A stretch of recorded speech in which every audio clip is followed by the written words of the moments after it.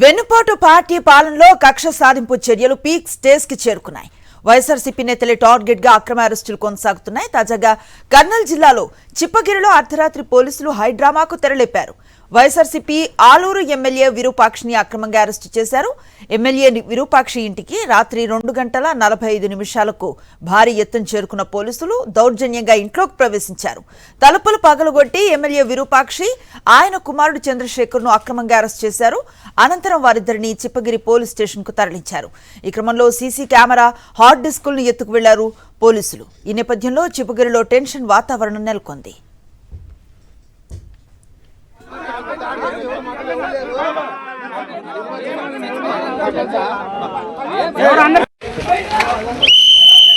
వెన్నుపోటు పార్టీ నేత నాగరాజు వైఎస్ఆర్సీపీ నేత గిరి ఇంటిపై దాడికి తెగబడితే ఎమ్మెల్యే విరూపాక్షి పరామర్శించడానికి వెళ్లారు. ఈ క్రమంలో ఎమ్మెల్యే విరూపాక్షిపై వెన్నుపోటు పార్టీ గుండాలు రాళ్లు రువ్వారు. ఈ సందర్భంగా ఎమ్మెల్యే విరూపాక్షి సోదరుడు శ్రీరాముడికి గాయాలయ్యాయి.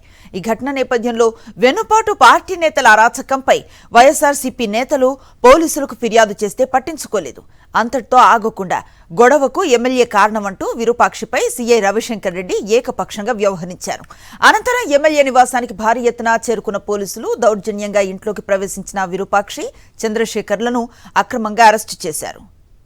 దాడి చేసిన వారిపై కేసు నమోదు చేయాలని బాధితులతో కలిపి Aluru YSRCP MLA Virupakshi Chippagiri police station ముందు బైఠాయించారు.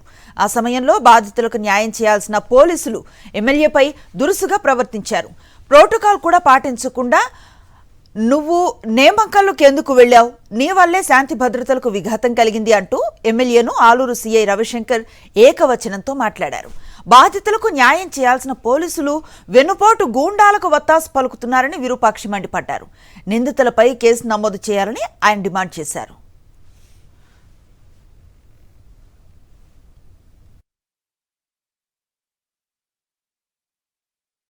ఇంటికి దూరి గిరని పిల్లని ఇంటికి దూరి ఇంత రౌడీజమా, ఇంత దుర్మార్గమైన పరిపాలన ఏం చేయడానికి వచ్చింది ఆమె ఇన్ఛార్జ్ ఇక్కడ వైకుంఠ జ్యోతి గారు?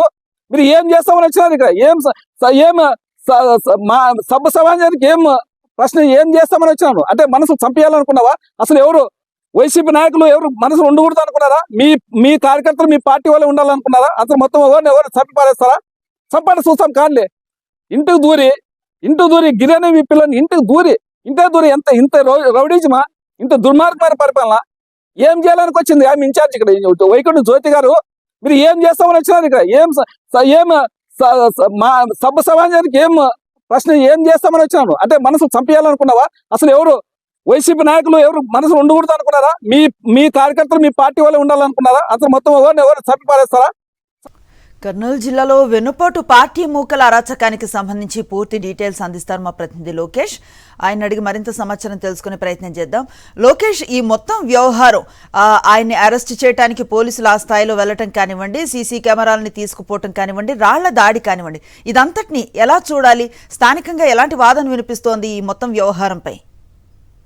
అనిశ్రీ మొదటి నుండే వైఎస్ఆర్ కాంగ్రెస్ పార్టీని టార్గెట్ చేస్తూ ఏదైతే రెడ్ బుక్ రాజ్యాంగాన్ని అమలు చేస్తూ భయభ్రాంతులకు పాల్పడుతున్న పరిస్థితి కనపడుతుంది. ఈ నేపథ్యంలోనే ఈ రోజు వైఎస్ఆర్సీపీ ఎమ్మెల్యే విరూపాక్షిపై అక్రమ కేసులు బనాయించడంతో పాటు అతన్ని అక్రమ అరెస్టులకు పాల్పడ్డారు. దీన్ని వైఎస్ఆర్ కాంగ్రెస్ పార్టీ తీవ్రంగా ఖండిస్తున్న పరిస్థితి. ఏదైతే ఈ యొక్క వైఎస్ఆర్సీపీ కార్యకర్త అయిన గిరిని హతమార్చేందుకు పెద్ద సంఖ్యలో టీడీపీ నాయకులైతే ఆయన ఇంటిపై దాడికి పాల్పడడం జరిగింది. అతని గాయాలైన ఆ గిరిని పరామర్శించడానికి వైఎస్ఆర్సీపీ ఎమ్మెల్యే విరూపాక్షి అతని నివాసానికి చేరుకోవడం జరిగింది. అయితే పథకం ప్రకారంగా పూర్తిగా ఒక స్కెచ్ వేసి వందలాది మంది. లోకేష్, మీరు ఒక్కసారి హోల్డ్ లో ఉండండి. మనతో మాట్లాడేందుకు కంగాటి శ్రీదేవి గారు, పత్తికొండ మాజీ ఎమ్మెల్యే, ఫోన్ లైన్ లో అందుబాటులో ఉన్నారు. వారి స్పందన తెలుసుకునే ప్రయత్నం చేద్దాం.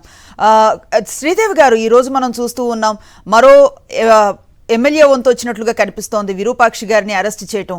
ఎలా చూస్తున్నారు ఈ తరహా రాజకీయాన్ని? మీరు పోలీసుల ఏకపక్ష వైఖరిని మీరు ఏ విధంగా చూస్తారు? ఈ ప్రభుత్వము ఉండేదే అరెస్ట్ చేయడానికి ఉందని చెప్పొచ్చు. చిన్నదానికి భయభ్రాంతులు చేయాలనే ఉద్దేశంతోనే ఎక్కడక్కడ అరెస్టుల పర్వం జరుగుతుంది. అయ్యా మీరు చెప్పిన పథకాలు చేయండి అయ్యా అని చెప్తే ఏదో ఒక షాక్ చెప్పుకొని ఎవరిని పడితే వాళ్ళని ఏమి ఆధారాలు లేకుండా కూడా ఏం చేయకోకుండా కూడా పోవడము, అరెస్ట్ చేయడం చాలా ఇది దుర్మార్గమైన చర్యగా కనపడుతుంది. ఆయన ఎందుకంటే వాళ్ళ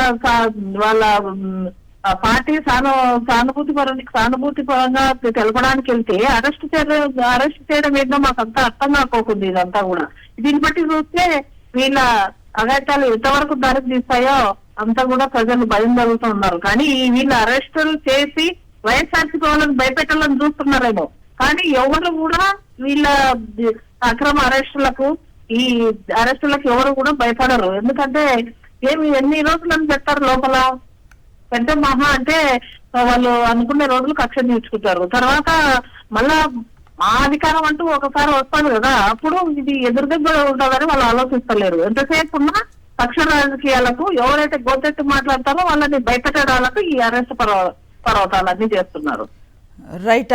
ఆయన ఒక ప్రజాప్రతినిధి అయినప్పటికీ ఆయన ఏకవచనంతో పిలుస్తూ నీ వల్లే ఈ గొడవంతా జరిగింది అంటూ దూషించటాన్ని పోలీసులు దాన్ని ఎట్లా పరిగణించాలంటారు? అంటే అట్లా కాదు అండి.